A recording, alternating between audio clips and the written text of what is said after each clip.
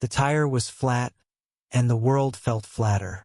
12-year-old Jamal Carter, all knees and elbows, stood on a sun-scorched Georgia road, staring at a stranded millionaire who didn't deserve his help.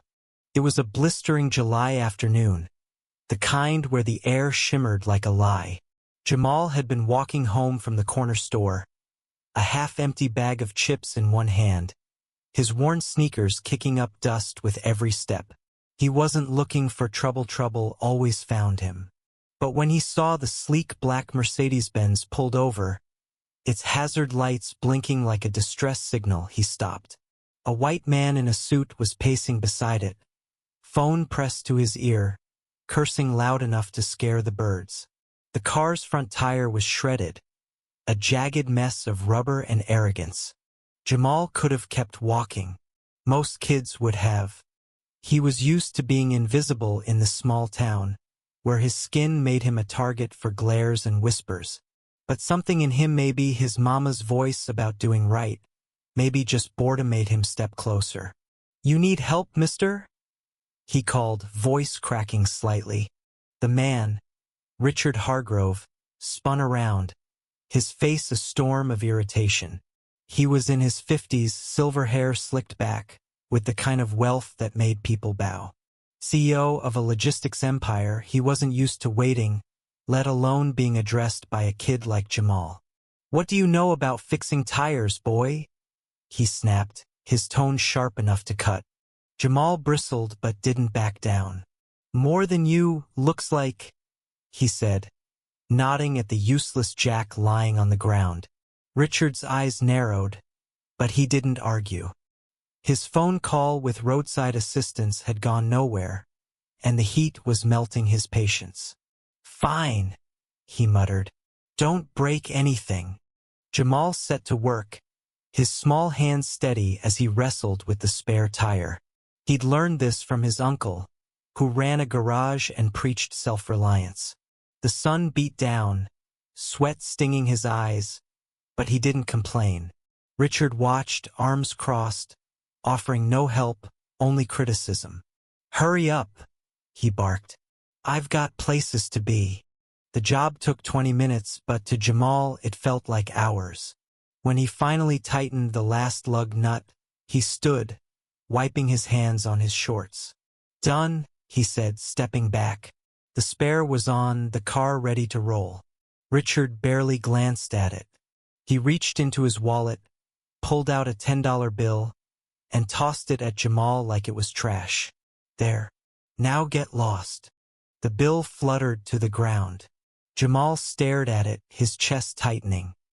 He'd helped this man, gotten his hands dirty, and this was his thanks? "I don't want your money," he said, voice low but firm. "I did it 'cause it was right." Richard laughed, a cold, hollow sound. "Right? Kid, the world doesn't work on right. You think you're some hero? You're just a—" He stopped himself. But the unspoken word hung in the air, heavy and poisonous. Jamal's fists clenched. He knew that word, had heard it whispered behind his back, seen it in the eyes of people who crossed the street when he passed. But hearing it now, from a man he'd just helped, lit a fire in him. "Say it," he challenged, stepping closer. "Go on. Say what you're thinking." Richard's face flushed. "You're out of line, boy," he hissed. "You don't talk to me like that." He took a step forward, towering over Jamal, his presence a threat.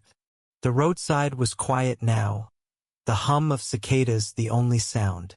A few cars had slowed, drivers craning their necks. A small crowd was forming, locals, some with phones out, recording. Jamal didn't flinch. "You needed me," he said, his voice steady despite the fear clawing at his gut.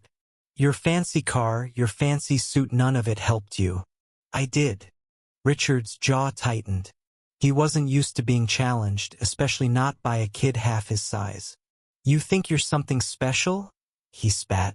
"You're nothing. You'll always be nothing in this town." The words hit like a slap, but Jamal held his ground. "I'm more than you'll ever see," he said, his voice rising. You don't know me. You don't know what I can do. The crowd murmured, tension crackling like static. A woman in a sundress whispered to her husband, "That's uncalled for."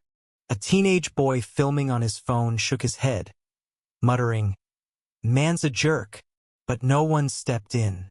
Not yet. Richard smirked, sensing he'd won. "Go home, kid," he said, turning toward his car. "This is above your pay grade." That's when it happened. Jamal, fueled by a mix of anger and pride, picked up the $10 bill from the dirt and held it out. "Take your money," he said, loud enough for everyone to hear. "I don't need it, and I don't need you looking down on me." Richard froze, his hand on the car door.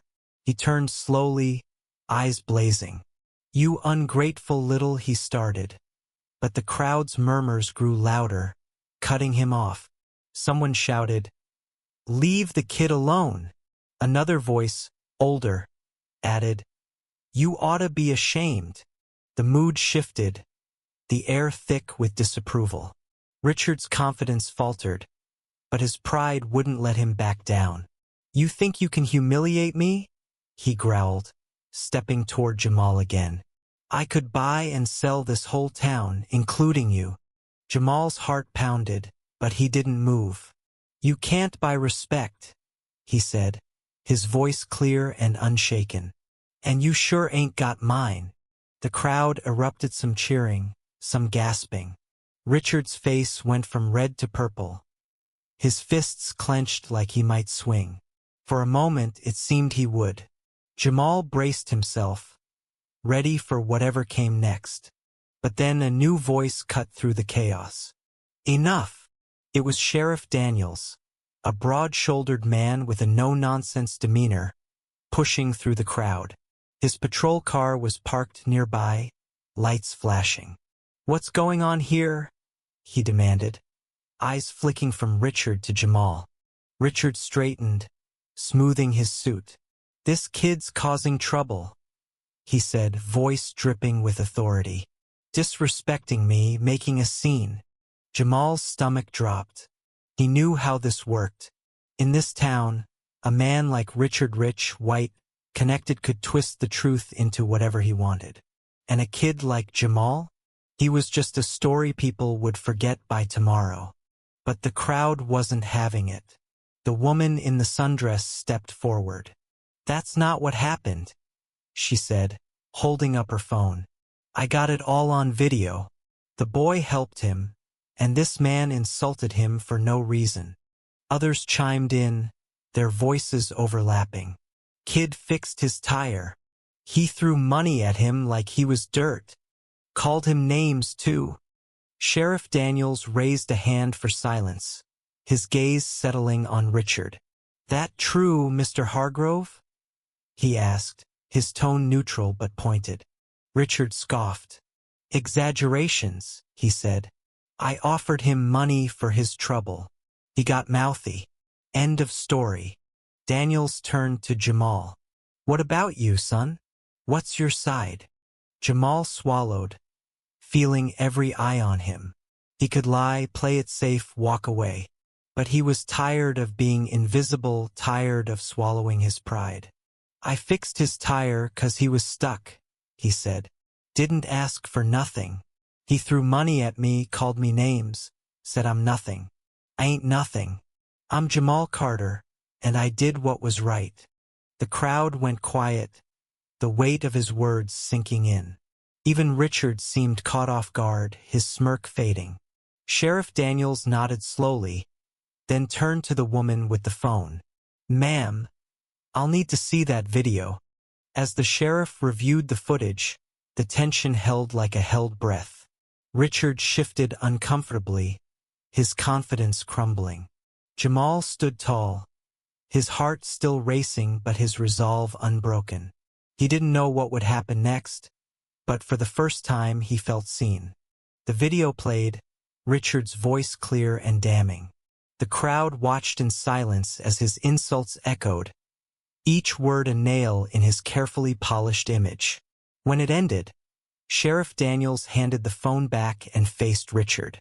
"Mr. Hargrove, seems like you owe this young man an apology," he said, his voice firm. "And maybe a lesson in gratitude." Richard's jaw dropped. "Apologize? To him?" He gestured at Jamal, incredulous. "You can't be serious." "I'm dead serious," Daniel said. "Or we can have a longer conversation at the station about public disturbance and harassment." The crowd murmured in approval, some clapping. Richard's face twisted, torn between fury and humiliation. He looked at Jamal, then at the crowd, realizing he was cornered. "Fine," he muttered, barely audible. "Sorry." "Louder," Daniel said, crossing his arms. Richard's eyes flashed, but he complied. "I'm sorry," he said, his voice tight with resentment. Jamal met his gaze, unflinching. "I hear you," he said, but didn't nod or smile. He didn't owe Richard forgiveness. Daniels turned to the crowd. "All right, show's over. Let's clear out." As people dispersed, he put a hand on Jamal's shoulder. "You did good, son. Head home now." Jamal nodded, picking up his bag of chips. As he walked away, he felt the weight of the moment settle on him.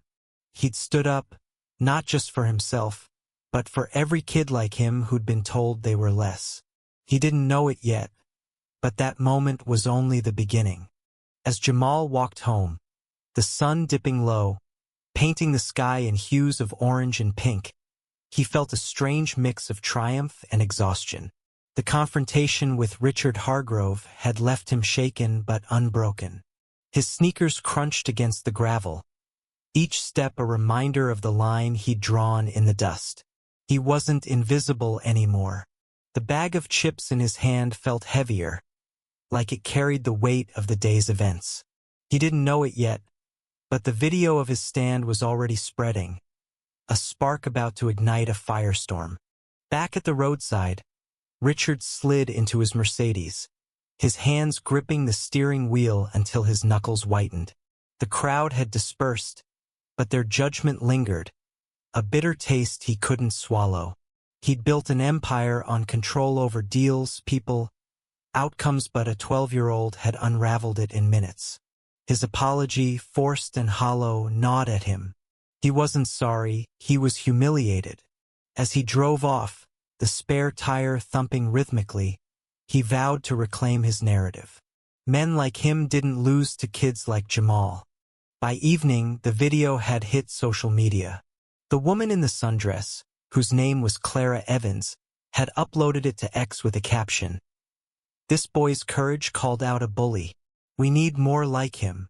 The clip showed everything: Jamal's steady hands fixing the tire, Richard's sneer, the tossed $10 bill, and Jamal's defiant words, "You can't buy respect." Within hours, it had thousands of shares. Comments poured in, some praising Jamal's bravery, others condemning Richard's arrogance. A few, predictably, defended Richard, claiming the kid was disrespectful. The post was a lightning rod, splitting the town's opinions like a cracked windshield. Jamal's mother, Lena Carter, saw the video when a neighbor texted her the link. She was in the kitchen, stirring a pot of collards, when her phone buzzed. Her heart sank as she watched her son face down a man twice his size. Pride and fear warred within her. Jamal was her only child, a boy who'd grown up too fast in a world that didn't always see him. She'd taught him to stand tall, but she hadn't expected this. When Jamal walked through the door, she pulled him into a hug, her voice trembling. "You scared me, baby, but I'm so proud." Jamal shrugged, trying to play it cool, but his eyes betrayed him. "Just did what you taught me, Mama. Ain't right to let people walk over you." Lena cupped his face. "You're right, but you gotta be careful. Men like that don't forget." She was right. Richard Hargrove wasn't the forgetting type. By morning, he'd called his lawyer, a sharp-eyed man named Victor Crane. Over coffee in his Atlanta penthouse, Richard laid out his plan. "That video's making me look like a monster," he said, his voice low. "I want it gone, and I want that kid's story buried." Victor leaned back, skeptical. "It's viral, Richard. Scrubbing it's like trying to unring a bell. And the kid? He's a local hero now. Going after him could backfire." Richard's eyes flashed. "I don't care. Find a way. Dig up something on his family, his school record, anything. Make him look like the problem." Victor sighed but nodded. He knew better than to argue with a man who saw the world as his chessboard. But even as he began his work, the tide was turning against Richard. The video had caught the attention of a local news outlet, WSB-TV. By noon, a reporter named Maya Torres was knocking on Lena's door, asking for an interview with Jamal. Lena was wary, but Jamal agreed. "I ain't got nothing to hide," he said. The interview aired that evening, showing Jamal in his living room, his voice steady as he recounted the incident. "I just wanted to help," he said. "But he looked at me like I was less than him. I couldn't let that stand." Maya asked about his dreams, and Jamal's face lit up. "I want to be an engineer, build things that matter. Maybe cars, maybe bridges. Don't know yet." The broadcast struck a chord. Viewers flooded the station's social media with support, calling Jamal an inspiration. A hashtag #JamalStandsTall began trending. Donations poured into a makeshift fund Clara had set up, meant to help with Jamal's education. By the next day, it had crossed $50,000. Lena cried when she saw the total, overwhelmed by strangers' kindness. But not everyone was moved. Richard's allies, business associates, old money friends rallied to his defense. They painted him as a victim of cancel culture, a man unfairly targeted for a moment of frustration. A conservative radio host in Atlanta ran a segment titled "The Entitled Generation," claiming Jamal had provoked Richard for clout. The narrative gained traction among those already primed to see a black kid as a threat. Online, trolls targeted Jamal, posting slurs and doctored images. One comment read, "Ungrateful brat should have taken the money and shut up." The backlash hit Jamal hard. He saw the comments on his mom's phone, each one a jab at his courage. At school, some kids high-fived him, but others whispered, echoing the radio host's words. His teacher, Ms. Hawkins, noticed his quietness and pulled him aside. "You did something brave," she said. "Don't let the noise drown that out." Jamal nodded, but the noise was loud. That night, he sat on his bed, staring at the ceiling. He wondered if standing up had been worth it. The money for his education was a dream come true, but the hate felt like a price he hadn't expected to pay. Meanwhile, Richard's plan was unraveling. Victor's digging found nothing on Jamal, no suspensions, no scandals. The kid was clean, a straight-A student who volunteered at his church. Worse, the video had drawn scrutiny to Richard's business. An ex-post from a former employee alleged he'd made racist remarks at work. Others came forward, sharing stories of his temper and elitism. The hashtag Hargrove Exposed began trending alongside Jamal Standstall. The pressure mounted when a major client, a shipping company, threatened to pull their contract unless Richard addressed the allegations. His board of directors, smelling a PR disaster, demanded he make a public statement. Richard resisted, but Victor warned him, "You're bleeding credibility. Fix this or you're out." Reluctantly, Richard agreed to a press conference. It was held outside his company's headquarters, a glass tower that gleamed under the Georgia sun. He stood at a podium, flanked by his lawyer and a PR consultant, reading from a prepared statement. "I regret my actions on that roadside," he said, his voice flat.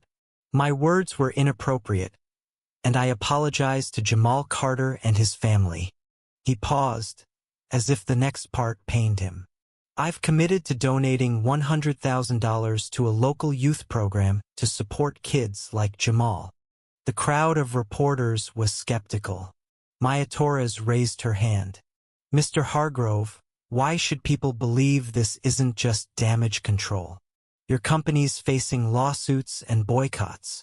Richard's smile was tight. I've made mistakes, but I'm committed to change. That's all I'll say.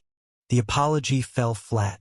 Social media dissected it, calling it insincere.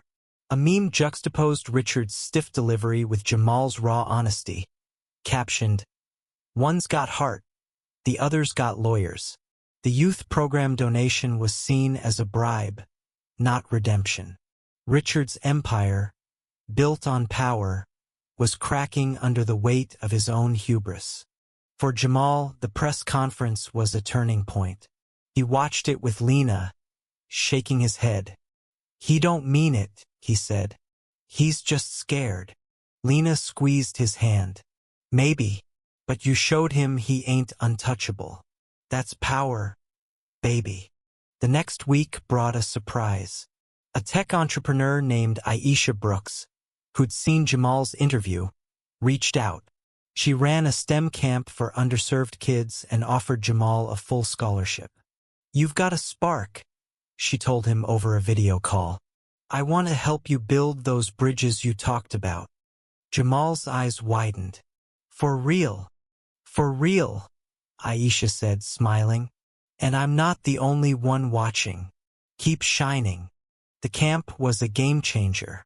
Jamal spent the summer learning to code, designing model cars, and meeting kids who shared his dreams. He felt seen not as a viral moment, but as a person with potential. The hate online faded, drowned out by support. The fund for his education grew to $200,000, enough for college and beyond. Richard, meanwhile, faced a reckoning. The lawsuits from former employees gained traction, exposing a pattern of discrimination. His board forced him to step down as CEO, citing irreparable damage to the company's reputation. He retreated to his mansion, a king dethroned by his own prejudice. The roadside incident, a fleeting moment, had cost him everything. Months later, Jamal stood at a community event, accepting an award for courage. He wore a new suit, bought with his mom's savings, and spoke to a crowd that included Clara, Maya, and Sheriff Daniels. "I didn't fix that tire to be a hero," he said. "I did it 'cause it was right. But when someone tries to make you feel small, you gotta stand tall. Not just for you, but for everyone who's been told they're nothing." The crowd cheered, but Jamal's eyes were on Lena, who wiped away tears. He knew the road ahead wouldn't be easy. Prejudice didn't vanish overnight, but he'd found his voice, and it was loud. As the event ended, Clara posted a photo of Jamal on X, holding his award. The caption read, "This is what justice looks like. Jamal stands tall." It sparked a new wave of comments, people sharing stories of standing up to unfairness. The conversation grew, a reminder that one act could ripple, challenging communities to confront their fault lines. What do you think of Jamal's downfall and Richard's rise? How should we face unfairness when it shows up where we live?